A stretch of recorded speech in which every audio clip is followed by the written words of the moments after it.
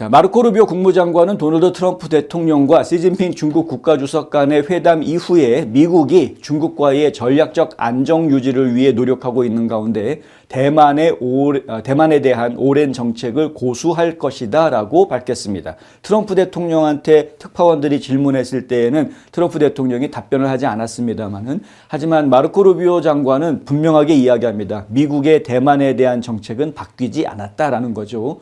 어제 NBC 뉴스하고 인터뷰를 했는데요. 시진핑 주석이 대만이 미중 관계에서 가장 중요한 문제로 남아있다라고 다시 한번 강조한 것인데, 이것은 베이징이 일관되게 유지해온 입장일 뿐이다 라고 루비오 장관은 설명합니다.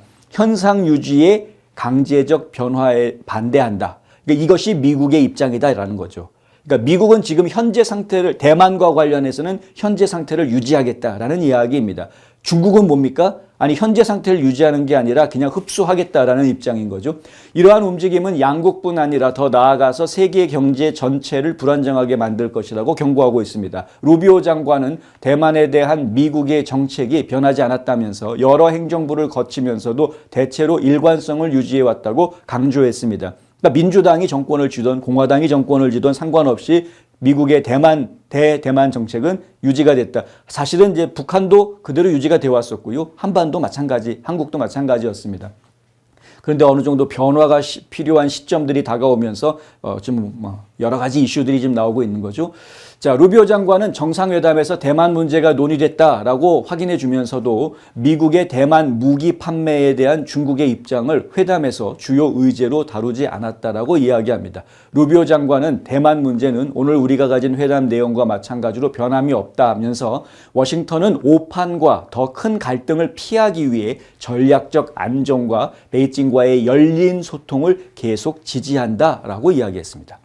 루비오 국무장관은 중국이 선호하는 결과로 대만과의 평화적 정치적 통일을 꼽았는데, 군사력을 동원해서 통일을 강행하려는 시도는 전 세계에 파장을 일으키는 끔찍한 실수가 될 것이다 라고 경고한 것이죠. 또 루비오 장관은 중국군의 급속한 현대화를 지적을 하면서 지난 10년 동안 베이징의 군사력 증강 속도가 전례 없는 수준이다 라고 말했습니다.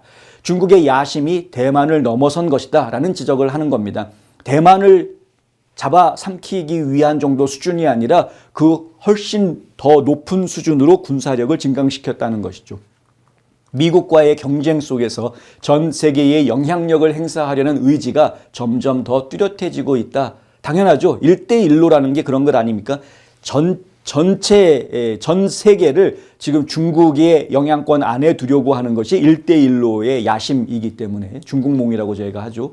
이러한 발언은 워싱턴이 베이징과 계속해서 걷고 있는 외교적 줄다리기를 여실히 보여주는 것이라고 미국 언론들은 보도를 하고 있습니다. 중국이 대만을 침략할 것으로 보느냐라는 질문을 했었습니다. 기자가 앵커가 그런 질문을 했었는데, 루비오 장관은 이렇게 답합니다. 중국은 대만이 국민투표 같은 방법들을 통해서, 그게 어떤 방법이든 간에 대만이 자발적으로 중국과 합쳐지는 것을 원한다. 그렇죠? 군사적으로 가서 싸워가지고 점령하는 것이 아니라 대만에서 자발적으로 중국에 흡수되는 것을 원한다라는 겁니다. 시 주석이 그의 임기 내에 그러한 것을 이루기를 바란다라는 거죠. 그것을 그들은 reunification, 통일이라고 부르고 있다라는 겁니다. 미국은 공식적으로는 하나의 중국이라는 정책을 고수하고 있습니다만, 베이징을 중국 정부로 인정하면서도 한편 대만과는 비공식적 관계를 유지하고 있습니다. 동시에 미국은 대만 관계법에 따라서 대만이 자위 능력을 유지할 수 있도록 지원하는 데 상당히 심혈을 기울여 왔습니다. 이러한 것은 사실은 하나의 중국이라고 이야기하면서 왜 어떻게 베이징 중국 공산당을 정권으로 인정을 하면서도 어떻게 대만을 계속 지원을 하느냐, 대만을 독립할 수 있게 자위권을 지킬 수 있게 무기를 계속 판매를 하지 않습니까? 미국 무기를.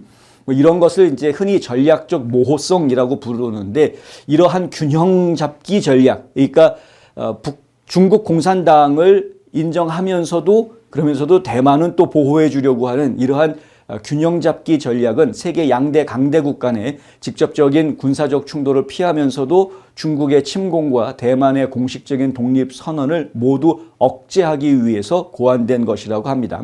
그러니까 미국의 여태까지 외교 정책, 대만에 대한 외교 정책은 독립을 지지해 주는 건 아니었습니다. 다만 민주주의가 계속 남아있기를 도와주는 그러한 역할 선에서만 멈추고 있다. 중국이 인도태평양 지역에서 군사적 존재감을 확대하고 군사훈련 및 해군 배치 등을 통해서 대만에 대한 압박을 강화함에 따라 미국 당국은 사태의 확대를 유발하지 않으면서도 동맹국들을 안심시키고 대만의 방어력을 지원하고 또 중국과의 경제적 유대를 유지하기 위해서 이 여러 가지 토끼를 한꺼번에 다 잡으려고 굉장히 애를 써왔다라는 이야기입니다.